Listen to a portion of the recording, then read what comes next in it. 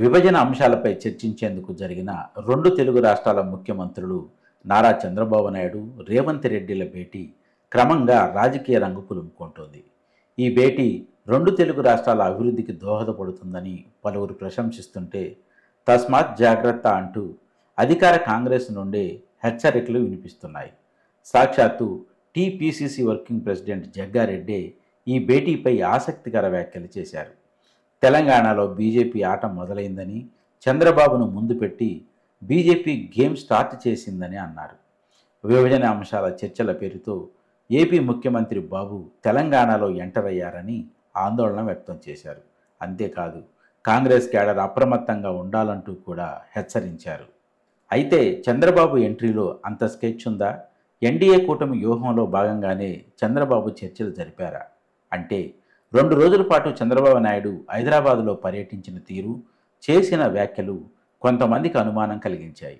AP ముఖ్యమంత్రిగా బాధ్యతలు చేపట్టిన అనతి కాలంలోనే చంద్రబాబు నాయుడు స్వయంగా చొరవ తీసుకొని విభజన అంశాలపై చర్చించేందుకు తెలంగాణ వచ్చారు. మొదటి రోజు తెలంగాణ ప్రభుత్వంతో చర్చలు జరిపారు. ఈ పరిణామాన్ని అనేక మంది రాజకీయ విశ్లేషకులు, పలువురు రాజకీయ పార్టీల నేతలు కొనియాడారు.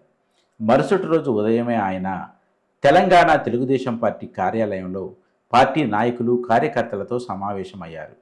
ఈ సమావేశంలో తెలంగాణలో తన భవిష్యత్ కార్యాచరణ ఎలా ఉండబోతుందో ఒక అవుట్లైన్ ఇచ్చారు. త్వరలో తెలంగాణలో తెలుగుదేశం పార్టీ పునర్నిర్మాణం జరుగుతుందన్నారు. ఈ నిర్మాణంలో కొత్త వారికి, యువకులకు, ఉద్యోగులకు, మేధావులకు అధిక ప్రాధాన్యం ఇస్తామన్నారు. ఈ తరహా ప్రయోగాన్ని ఏపీలో చేసి కనీ విని ఎరుగని విజయాన్ని సాధించామని చెప్పారు. అంతేకాకుండా తెలంగాణ, ఆంధ్ర తనకు 2 కళ్ళని, 2047 నాటి మోడీ వికసిత్ భారత్లో తెలుగు ప్రజల భాగస్వామ్యం, సాధించే అభివృద్ధి అందరూ గర్వించేలా ఉంటుందని, 2 రాష్ట్రాల్లో అందుకు అవసరమైన పునాదులు వేయటమే లక్ష్యంగా పనిచేస్తానని చెప్పారు. ఆ తరువాత తెలంగాణకు చెందిన వివిధ పార్టీల నేతలు మర్యాదపూర్వకంగా చంద్రబాబును కలిశారు.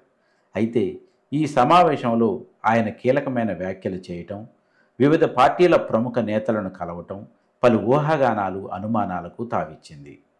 అటువంటి అనుమానమే కాంగ్రెస్ నేత జగ్గారెడ్డికి కలిగింది. అందుకే మీడియా సమావేశం పెట్టి మరీ బాబుతో జర జాగ్రత్త అంటూ పార్టీ నాయకులు, కార్యకర్తలను హెచ్చరించారు.